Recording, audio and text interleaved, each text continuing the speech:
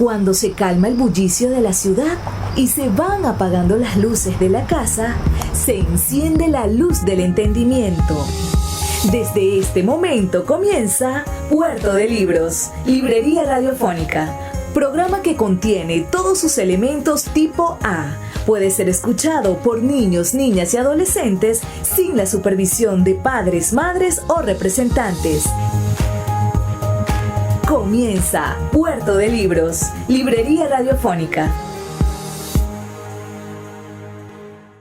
Bienvenidos a Puerto de Libros, Librería Radiofónica. Les habla Luis Peroso Cervantes, quien de lunes a viernes de 9 a 10 de la noche trae para ustedes este programa a través de la Red Nacional de Emisoras Radio Fe y Alegría. 23 emisoras conectadas para llegar a sus hogares con buenos libros, con buena música y con conversaciones interesantes que nos ayuden a entender un poco mejor quiénes somos como ciudadanos, quiénes somos como venezolanos y de qué manera podemos, con el conocimiento, con la formación, contribuir para la construcción de un país mejor. La noche de hoy tenemos a un invitado que sin duda es un hombre extraordinario, un hombre que ha dedicado su vida a construir una cinematografía documental que defina la historia contemporánea de nuestro país y le dé orden, por lo menos en imágenes y palabras, a esta historia que aún no ha sido escrita o que por lo menos no ha entrado a ese rango del canon histórico. Me refiero al cineasta Carlos Oteiza, a quien pedimos que le dé un saludo a nuestra audiencia aquí en Puerto de Libros, Librería Radiofónica en Radio Fe y Alegría. Gracias, Luis, por tu invitación. Gracias a todos los radioescuchas de Fe y Alegría en todo el país por escucharnos esta noche y bueno, por compartir. Me encanta saber que nos van a oír en muchas partes del país, ya que estamos sobre todo desde hace unos años desconectados por las razones tanto económicas y sobre todo por la pandemia últimamente, que bueno, nos ha distanciado, podríamos decir, a los venezolanos, pues viajamos poco por el país en este momento por las diversas razones que di. Así que contento de poder compartir con todos los venezolanos que escuchan este programa y te escuchan, pues, según veo, todos los días de lunes a viernes. Maestro, tenemos su fecha de nacimiento, un 9 de junio del año 1951.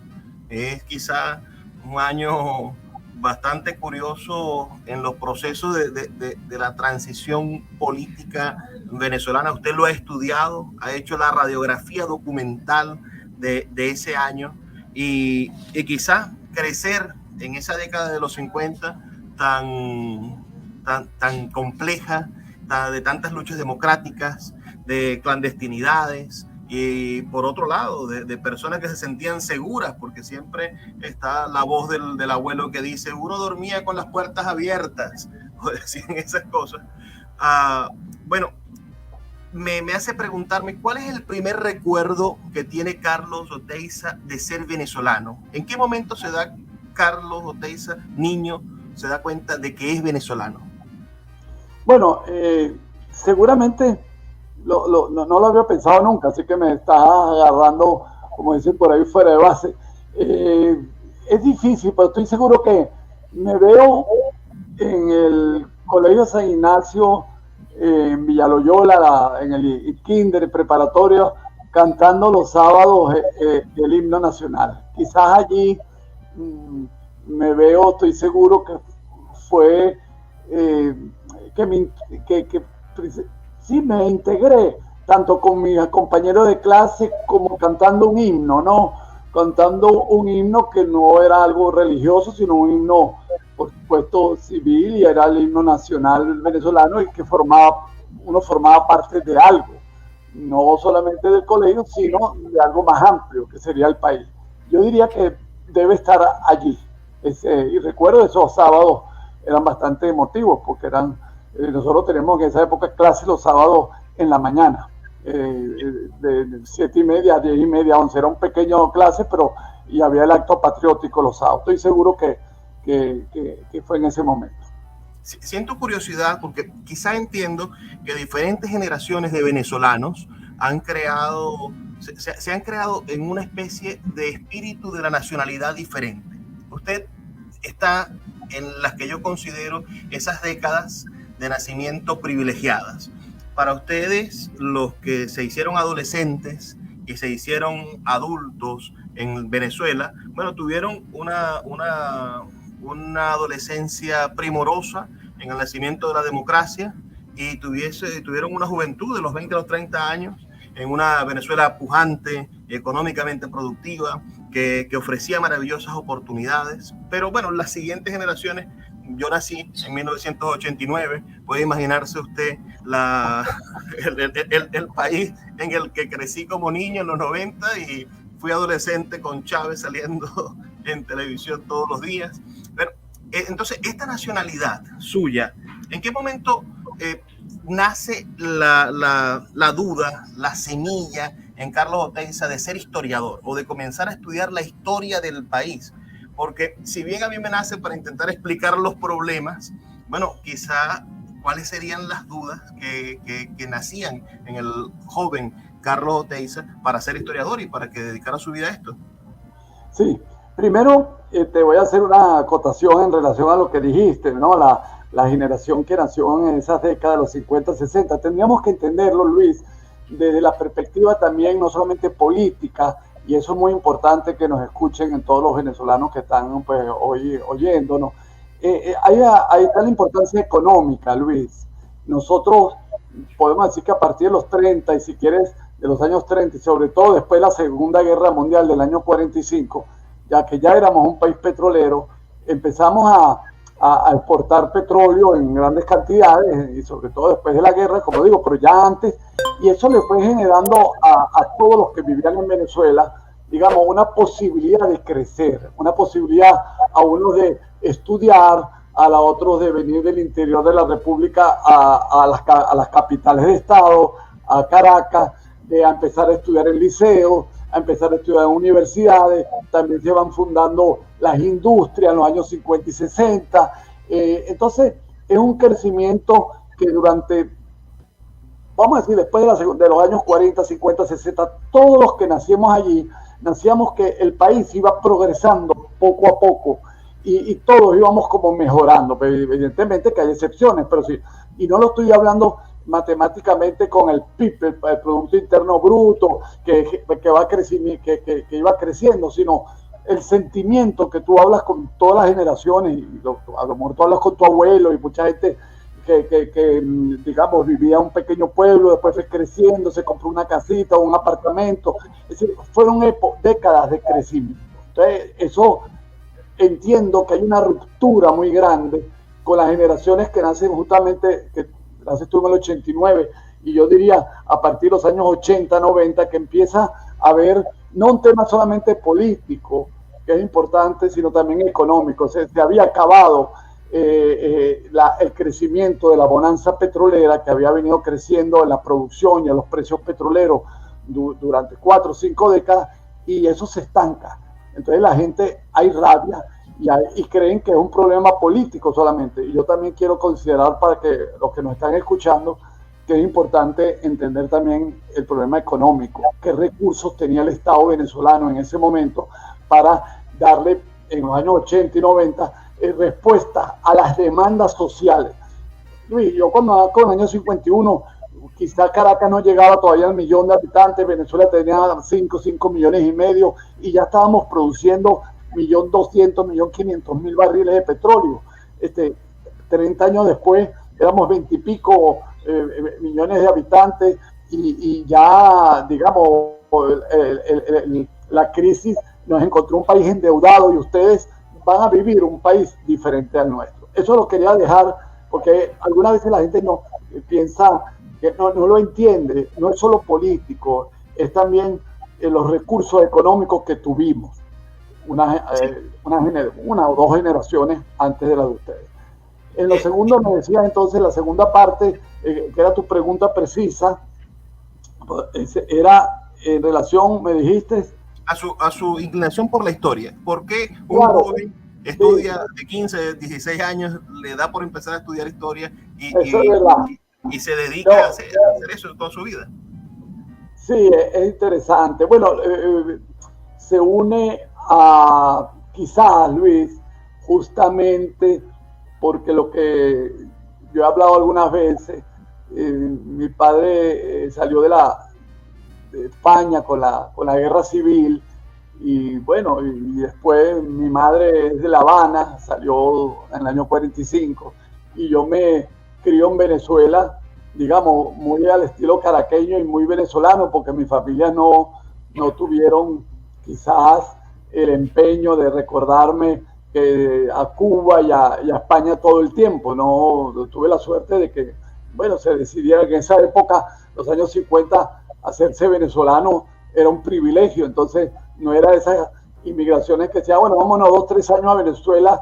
Y no, este es un país buenísimo para vivir. Entonces, quizá yo crecí allí, pero me faltaba como historia, me faltaba como piso. Y quizás mi interés en el país fue que, bueno, yo no tenía pues esa relación con el país como la tenía cualquier persona. No sé dónde naciste tú, pero como tienes el abuelo que era de Barquisimeto, el otro era de Trujillo, el otro era, como dices tú, del Tamacuro, era un margariteño que se había ido a Maracaibo, y siempre tenían lazos familiares. Nosotros, mi familia, no, digamos, éramos como muy nueva, y probablemente eso influyó en que a mí me interesara una historia del país de la que no iba a hablar todos los días en mi casa, porque no teníamos esa relación. Eso lo estoy especulando ahorita. Yo estoy tratando de responderte a preguntas que cuando uno empieza a estudiar historia y a hacer cine, porque empecé a hacer cine y historia, uno no lo racionaliza así mucho, sino que va como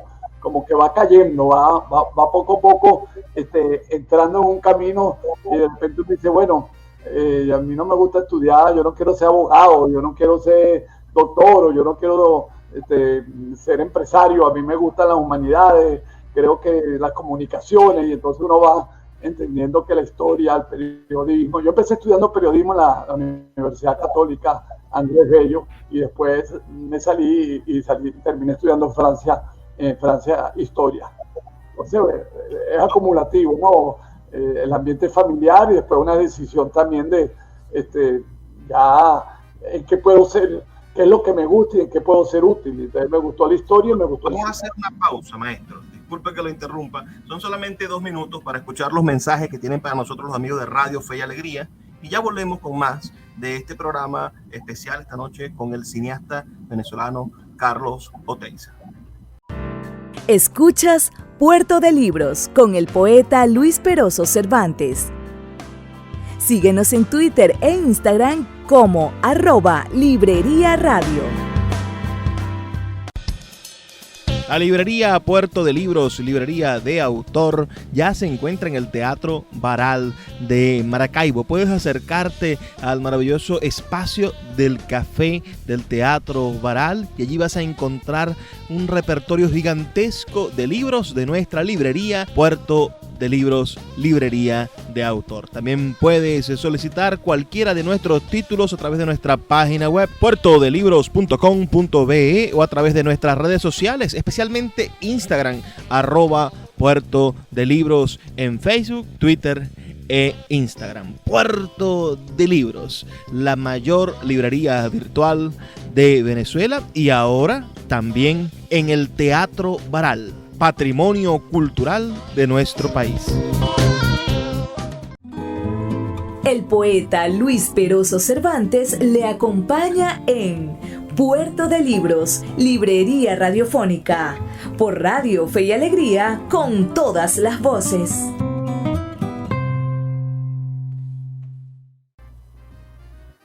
Seguimos en Puerto de Libros, librería radiofónica, esta noche con uno de los hombres que se ha esforzado por intentar explicarnos a través de estos grandes medios que son, bueno, los medios de comunicación masivos, la televisión, el cine, quiénes somos como venezolanos, encontrar claves, desarrollar metáforas que vayan más allá de la palabra, más allá de simples ideas que se conecten, sino con imágenes, y sobre todo rescatando un archivo audiovisual que, si bien estaba en manos de la gran empresa Bolívar Fields, bueno, fue él en el año 1979 quien se inspira en crear ese archivo histórico y empezar a organizarlo. Y sus empresas, Cinesa y Bolívar Fields, de la cual pertenece a su directiva, bueno, son quizá el acervo privado, pero público en el sentido del valor patrimonial que tienen, más importante, y a las que le debemos el rescate de la mayoría de la filmografía y de buena parte de la fotografía histórica venezolana.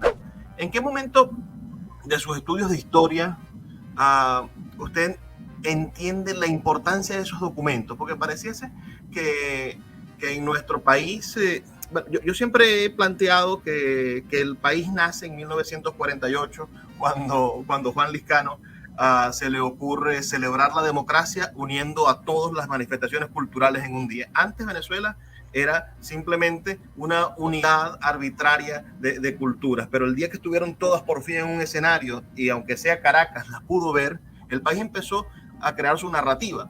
Pero si nos ponemos a registrar los procesos fundacionales de la ciudadanía en Venezuela, nos damos cuenta que la Biblioteca Nacional nace con el gobierno de Rómulo Betancourt. Es decir, no tenemos 100 años de tener una biblioteca, y el rescate de nuestras películas, pensemos que la Cinemateca se la debemos a la maestra Margot Benacerrad, y no tenemos 100 años de tener una cinemateca, como bien pueden tener otras culturas y otros países.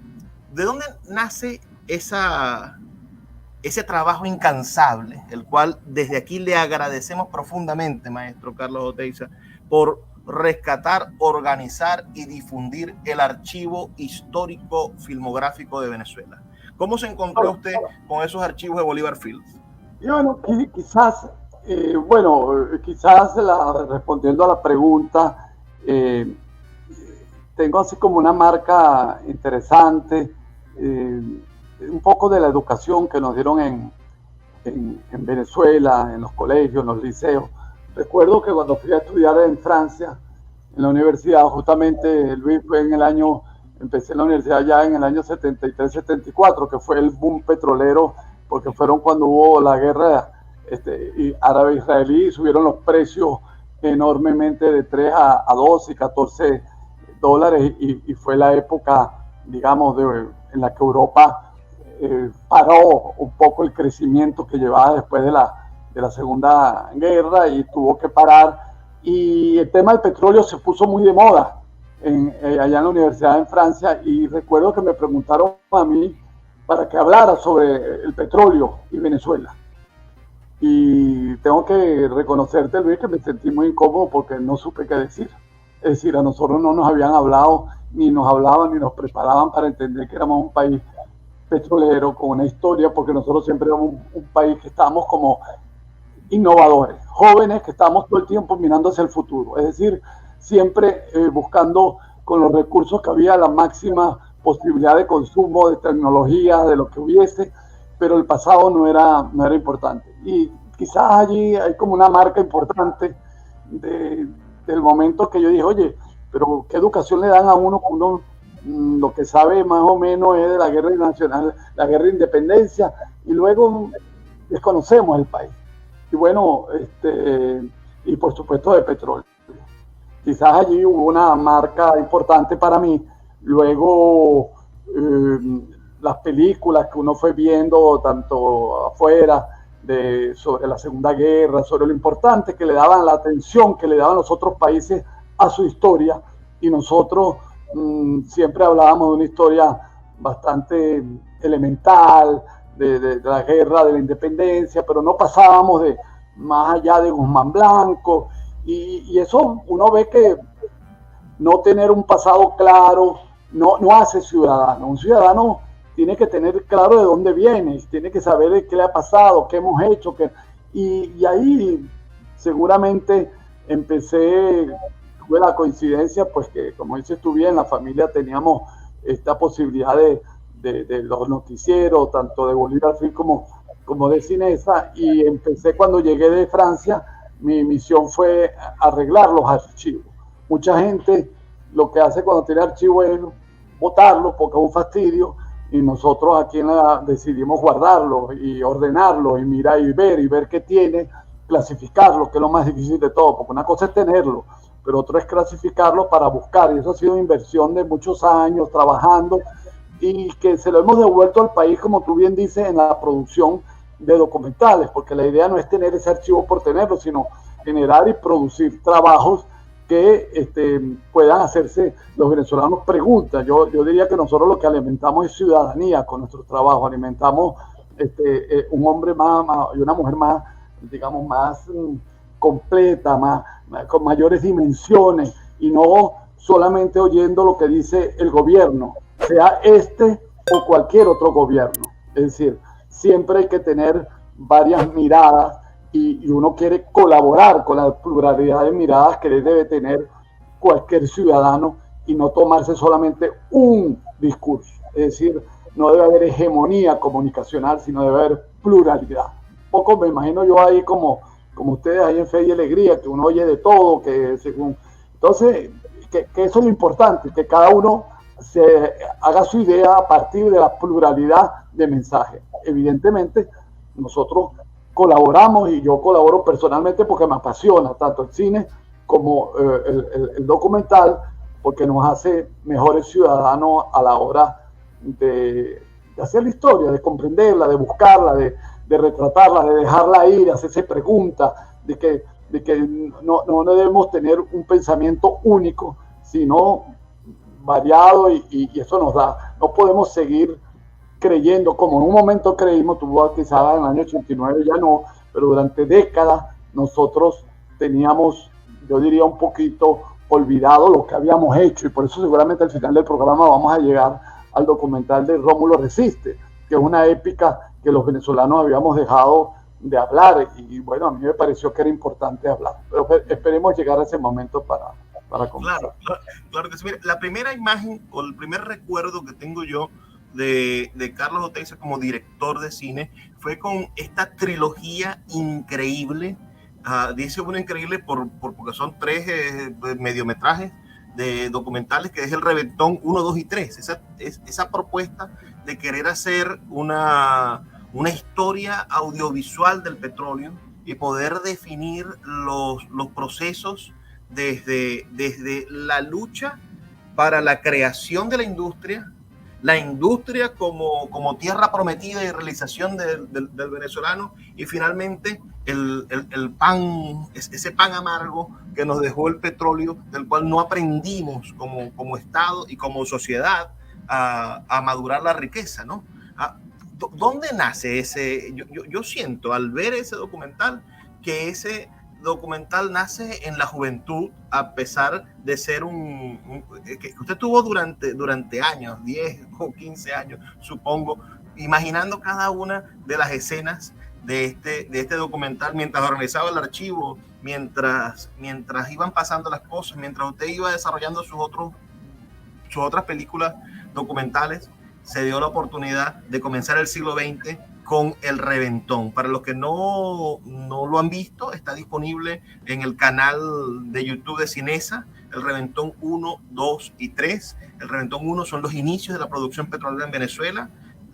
El 2 hacia la nacionalización petrolera, y después el 3 narra la industria petrolera en manos venezolanas. Pero ese discurso no es un discurso que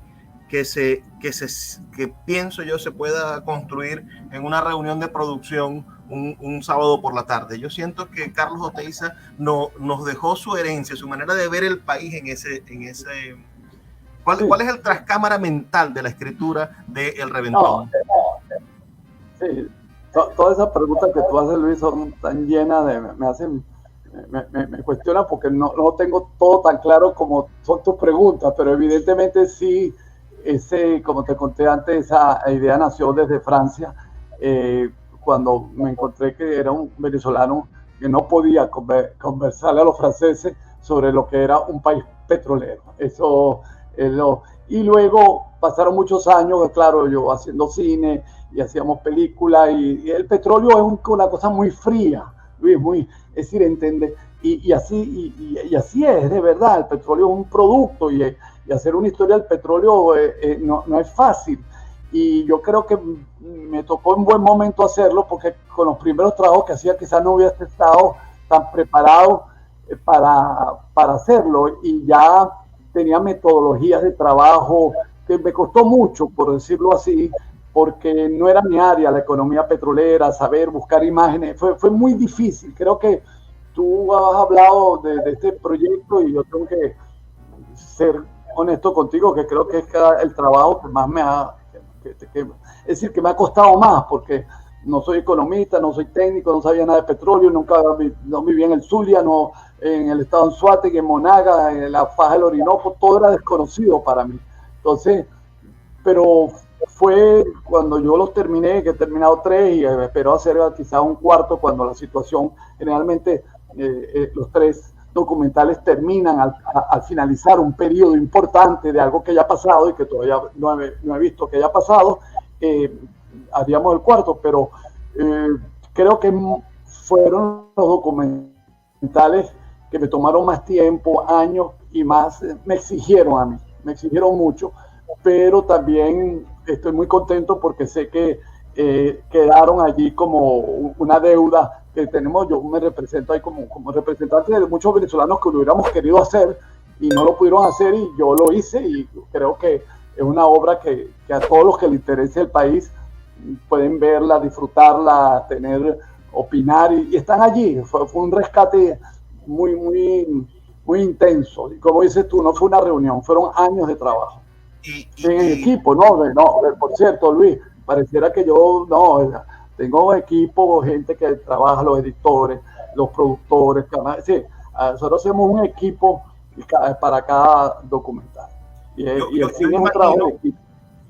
Yo imagino colocar todos esos documentos, todas esas películas, todas esas fotografías animadas en el proceso de la edición. Imagino y sospecho que son carpetas sobre carpetas, kilómetros de documentos, lo que están expuestos en esas horas del reventón. Vamos a hacer una pausa, solamente de 2 minutos, y ya volvemos con más de este programa especial que estamos haciendo con el maestro Carlos Oteiza, uno de nuestros próceres, digamos, del cine venezolano.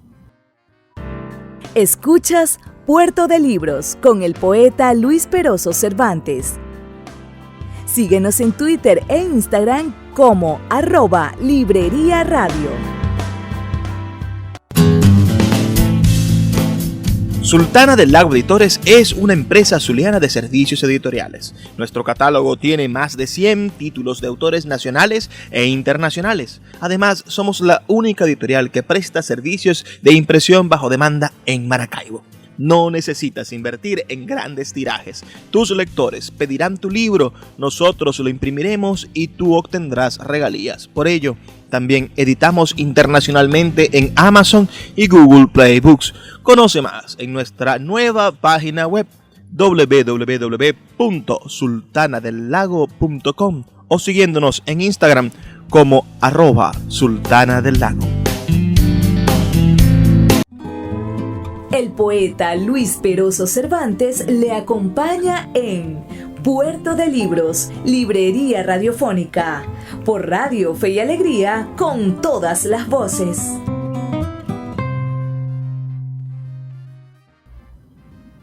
Seguimos en Puerto de Libros, Librería Radiofónica, esta noche con Carlos Oteiza, un historiador, ensayista, cineasta venezolano que comenzó su ópera prima, es del año 1971, 7 notas. No la he visto, es una ópera prima de ficción, y después sí comienza a desarrollarse en el 78 con su primer documental, Cuba, 79, Chuao, en el 80, Santa Elena de Guairén, en el 81, Miami Nuestro, en el 83, La Isla, en el 84, Rómulo Gallegos, Horizonte y Caminos, en el 88, Orinoco, Señor de las Aguas, en el 89, El Destino de las Aguas, en el 92, Isaías Medina Angarita, Soldado de la Libertad, en el 94, Andrés Mata, del amor y el dolor. En el 97, el general Eleazar López Contreras, La transición. En el 99, Caracas, Crónicas del siglo XX, un documental donde hay nuevas tecnologías, donde empieza a iniciarse este video digital. Me va a decir usted ahorita si Caracas fue filmada en cinta o ya la estaban filmando en videos digitales, perdón, en VHS y con nuevas tecnologías de edición.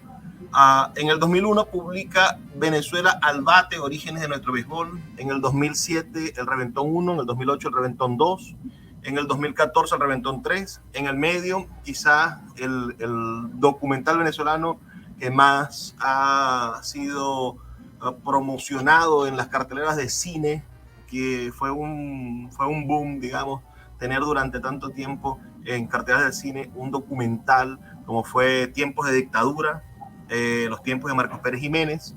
En el 2016, una película que nos enseñó a revalorar los esfuerzos democráticos, como fue CAP 2 Intentos.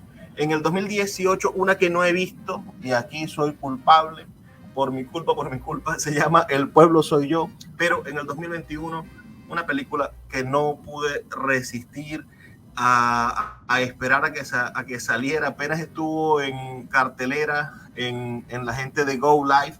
Bueno, me busqué mis $10 en PayPal y la vi el primer día, el segundo día, porque tenía que ver Rómulo Resiste, un documental verdaderamente perfecto. Pero desde 1977 hasta el 2021, ese recorrido que parece poco, pero son 40 años de filmografía, toda la tecnología para poder hacer eso, la parte técnica, la parte del oficio de constructor. Ahorita los jóvenes que estudian cine, bueno, tienen una cámara de cine en su teléfono celular, pueden grabar en 4K con un teléfono, pero todas esas películas grabadas en los 70 y en los 80 y a mediados de los 90, antes de que llegaran las videocaseteras estas en VHS que facilitaron muchísimas cosas, ¿cómo fue ese esfuerzo técnico? Ese esfuerzo de mover, ¿en qué se grababa? ¿Grababa usted en 35 milímetros? Sí, ¿grababa en Super 8? El cine se hacía en película, para que la gente, el físico, una película como la cámara de fotos, tenía su rollo, y el cine era con películas a 35, y nosotros trabajamos buena parte de los documentales que tú hablaste en lo que se llamaba 16 milímetros, que era un formato más ligero, más económico, pero eran grandes cámaras. Para explicarle a los oyentes, uno empezaba a grabar en un momento, a filmar la película, y a los 5, a los 10 minutos había que cambiar de chasis, porque es decir, se acababa la película y tenías que volver con otro rollo nuevo. Entonces, y luego a la hora de hacer todo era muy artesano, visto desde el punto de vista, era artesanal, pero evidentemente que tenía el encanto de producir y de tocar la película, de tenerla en la mano, cuestión que cambió en los años 90, y mi primera película que hice ya tecnológicamente sin tocarla fue la biografía de Eleazar López Contreras, La transición. Ahí empecé yo la primera vez no a tener película física en la mano a la hora de editarla, sino ya solamente imágenes en la computadora con el editor. Es decir, que todo el año, a partir de 1998 y hasta hoy en día, sigo trabajando tecnológicamente. Bueno, uno se va adaptando. Yo también, acuérdate que es el equipo. Entonces, el equipo, uno como director, tiene que tener es el concepto más claro, porque no tiene que saber de toda la tecnología, sino que hay especialistas editando, especialistas en cámara, y uno lo que hace es tener el concepto de comunicar. Es decir, uno termina siendo un periodista de la historia, un comunicador, un historiador, alguien que tiene algo que ha investigado y lo traduce en imágenes con sonido y música y narración si es necesaria, y no siempre domino la tecnología. Y tengo que reconocer que ahí me apoyo en las nuevas generaciones para trabajar, y eso lo invito pues a mucha gente a que no se retire de ese trabajo, que la tecnología lo vaya a retirar, porque cuando se hace en equipo hay unos que sabemos hacer unas cosas, otras otros. Evidentemente, como tú acabas de decir, cuando yo tengo el teléfono que tengo aquí a mano, lo estoy viendo, tiene una cámara, creo que superior a todas las cámaras que yo usé durante los años 70, 80 y 90. Es increíble lo que ha cambiado la tecnología.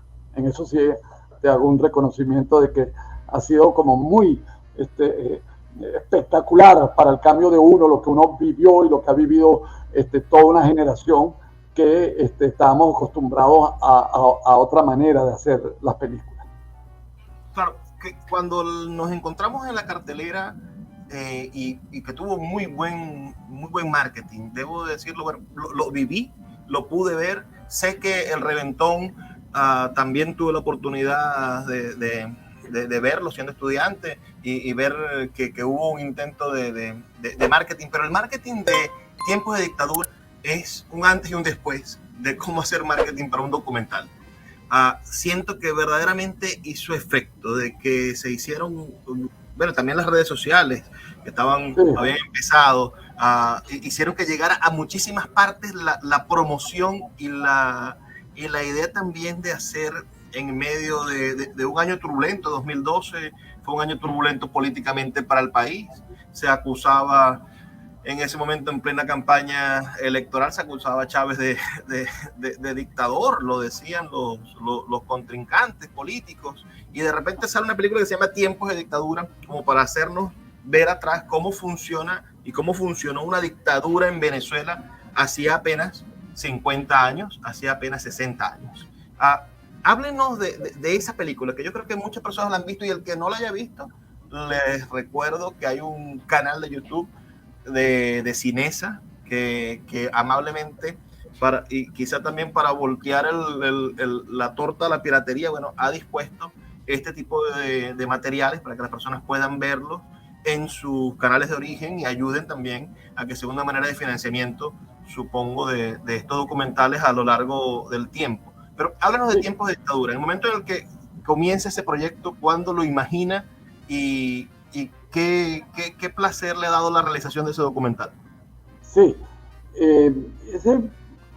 haciendo seguramente la década que estaba haciendo los documentales del petróleo, apareció por allí la idea de hacer algo de la época de Pérez Jiménez. Sí, la década de Pérez Jiménez, yo nací en esa década donde él estuvo gobernando hasta el año 58, y Luis, era justamente una década que ha sido muy golpeada, tanto porque haya habido poca objetividad, quiero decir con esto.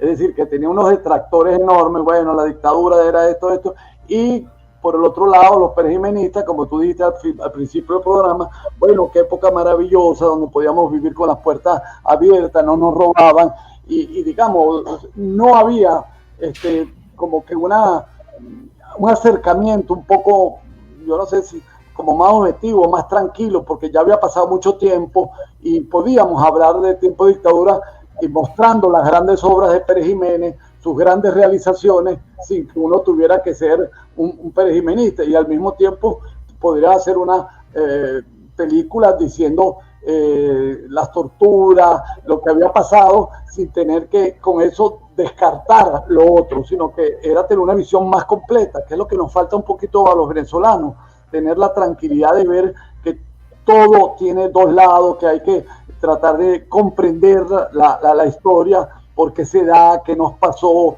qué se hizo bien, qué se hizo regular. Y de Tiempo de Dictadura, esa época me parecía que había digamos, ideas muy elementales sobre y hoy en día la gente muchas veces todavía lo siguen haciendo, ¿no? Defensores a ultranza de perejimenismo, y otros que bueno, no pueden ni hablar porque a lo mejor al abuelo suyo lo torturaron, pero una cosa no quita la otra, que es que son etapas de un país donde están pasando muchas cosas y las explicaciones son más amplias que decir Pérez Jiménez era bueno o malo. Un solo detalle, y te lo quiero comunicar. En esa época Venezuela exportaba y producía cada año más petróleo, por lo tanto se fue enriqueciendo el país. No es que Pérez Jiménez era mejor o peor que otro, es que tuvo las posibilidades de hacerlo porque había un crecimiento económico, y al mismo tiempo él quiso hacer unas obras inmensas para como dejar huellas. Esa era su manera de que había que hacer un cambio físico del país. Y quizás en ese sentido no tuvo la atención suficiente, más allá de que se fuera democracia o dictadura, una atención social, una atención a las escuelas, al ser humano, a las viviendas, se ocupó más de las grandes obras, ¿no? Y de la salud. Entonces, ese periodo me parecía muy importante. Ese documental lo empezamos a producir en el 2009, y resultó que nos tardamos más de lo que yo quería, porque la vida es así, uno quiere y bueno, me tardé 3 años, y justo ese año se dieron las elecciones. Entonces, claro, ahí también cada año había elecciones, porque en el 2007 había habido las elecciones, o en el 2008 también sobre aquellos referéndums sobre la presidencia vitalicia o la reelección, para ser más exacto. Entonces, todos los años había elecciones. Entonces, este coincidió con la última elección, tienes razón, de Chávez que fueron los dos candidatos con Capriles. Evidentemente que eso nos ayudó a la película, pero no era muy difícil que yo tratara de hacer una película y que no saliera en un momento político importante, porque todos los años había elecciones. De hecho, en el 2000, luego en el 14, en el 13 hubo elecciones también, en fin, que fueron las que ganó Maduro. Entonces, digo esto porque uno como cineasta no puede estar pensando, sobre todo cuando haces películas históricas, no puede estar pensando solamente en el momento que estás viviendo, porque tú tienes que hacer tu película porque te parece interesante, te parece importante, que estás dejando una huella, estás enseñando algo que otros no han hecho, o agregándole a lo que ya muchos han estudiado, y tú simplemente das una nueva visión, y eso porque eso es lo que hace, enriquece un país, no quedarse permanentemente con una obra, sino que todos podamos ir aumentando la capacidad de información.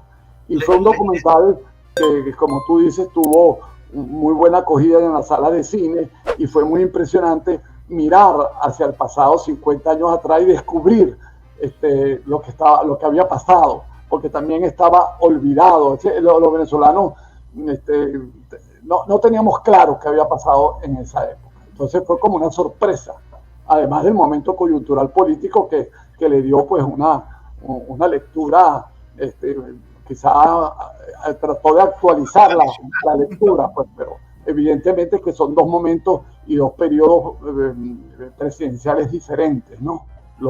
Vamos a hacer una pausa, maestro, solamente 2 minutos, escuchemos los mensajes de Radio Fe y Alegría, y bueno, volvemos a nuestro último segmento después de estos mensajes. Escuchas Puerto de Libros con el poeta Luis Peroso Cervantes. Síguenos en Twitter e Instagram como @Librería Radio. Seguimos en Puerto de Libros, Librería Radiofónica, ya en el último segmento de este programa, la noche de hoy, con el cineasta venezolano Carlos Oteiza. Vamos a hablar sobre su última producción en el año, pero voy a tomar algo que él planteaba hace un momento, que un cineasta debe hacer su película o su producción porque cree que es correcto y que está con esto contribuyendo al discurso de lo nacional, al discurso artístico, dependiendo de lo que haga. Pero pareciese que algunas de estas películas fueron hechas para este año 2022. Este año se cumplen 100 años del nacimiento de Carlos Andrés Pérez. Un excelente momento para ir a ver Cap Dos Intentos, que creo que es un justo homenaje a la épica de un hombre que quizá ha sido, como muchos personajes de nuestra historia contemporánea, malinterpretado, malentendido y sojuzgado por tirios y troyanos. Carlos Andrés es un personaje que a mí me interesa en sus discursos, en su manera de ver al país. Creo que sería justo que en este año 2022 se publique en sus discursos, uno pueda leer un poco la visión del país, entrevistas de Carlos Andrés, que cuando respondía a sus entrevistas era verdaderamente interesante ver el fogueo político que tenía este líder. Y Cap Dos Intentos fue una película que no pude ir a ver al cine, que cuando se iba a presentar en el Bellas Artes sucedió algo y no se presentó aquí en Maracaibo, pero que apenas salió en Cinesa, en el canal de YouTube, tuve la maravillosa oportunidad de encontrarme con una película que describía un momento de mi infancia con imágenes vívidas y con un documento que quizá explicaba el por qué crecí yo en ese país de los años 90. Esa película terminó de construir o de llenar espacios vacíos del discurso de mi infancia, y lo agradezco muchísimo. ¿De dónde nace Cap Dos Intentos? Y yo siento que Tiempo de Dictadura, Cap Dos Intentos y ahora Rómulo Resiste vienen a ser también una trilogía, quizá pensando en que los cineastas contemporáneos les gusta hacer trilogías. Vienen a ser una trilogía de los prohombres, ¿no? Del tipo de líder que el venezolano elige, del tipo de hombre fuerte que el siglo XX nos entregó.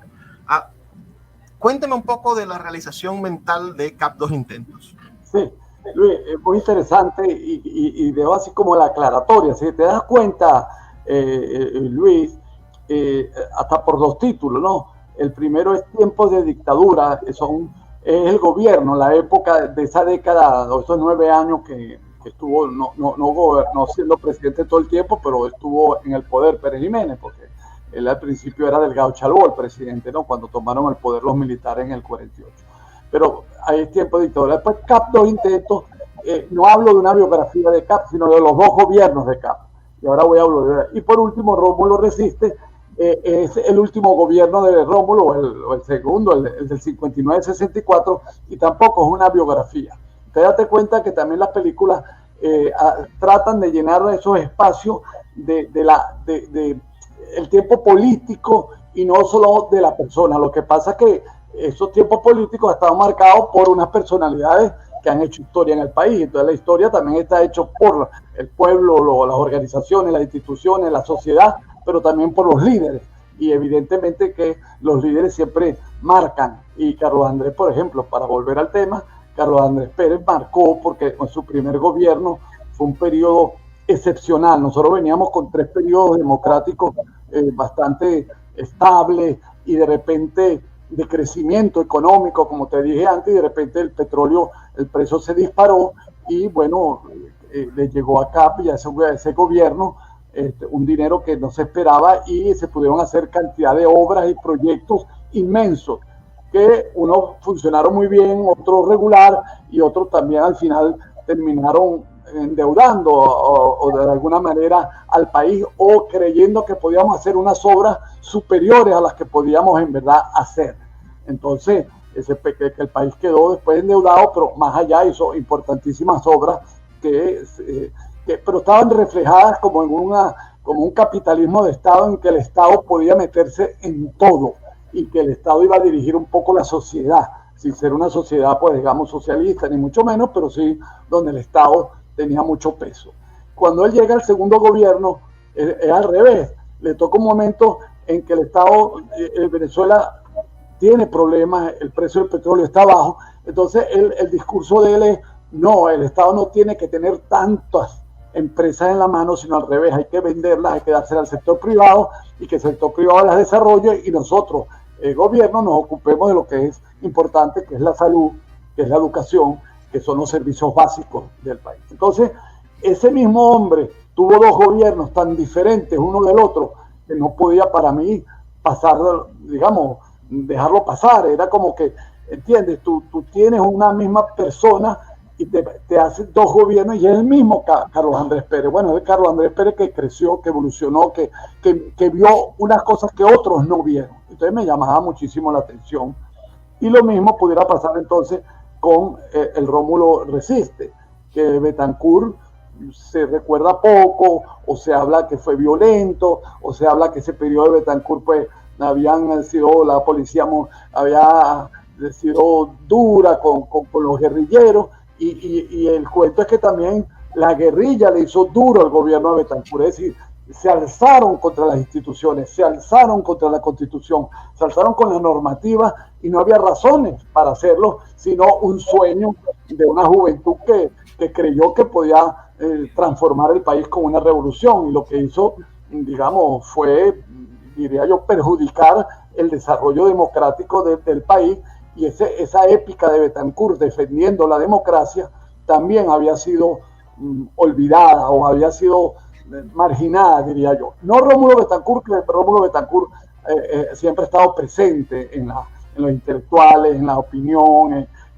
ha sido un personaje, pero quizás ese gobierno, por eso le ha sorprendido a mucha gente viendo la película, las obras que realizó, y al mismo tiempo tuvo que defender al gobierno de quienes querían tumbarlo, tanto de la derecha como de la izquierda alzada en ese momento. Entonces, esos periodos uno trata de colaborar, de dar una visión un poquito, creo yo, y es lo que trato de hacer, menos fanática o no fanática, menos unilateral, sino darle al espectador una visión, digamos, que te permita reflexionar y sentirte como, y yo me dirijo en ese sentido a todos los venezolanos, ¿no? Yo no hago películas por un sector, yo hago una película la película hago para, como tú pienses. Tú no piensas igual, a mí no me interesa. Yo te estoy comunicando lo que yo creo, que como yo lo veo a partir de documentos y de gente que me está opinando, y evidentemente habrá otras películas diferentes,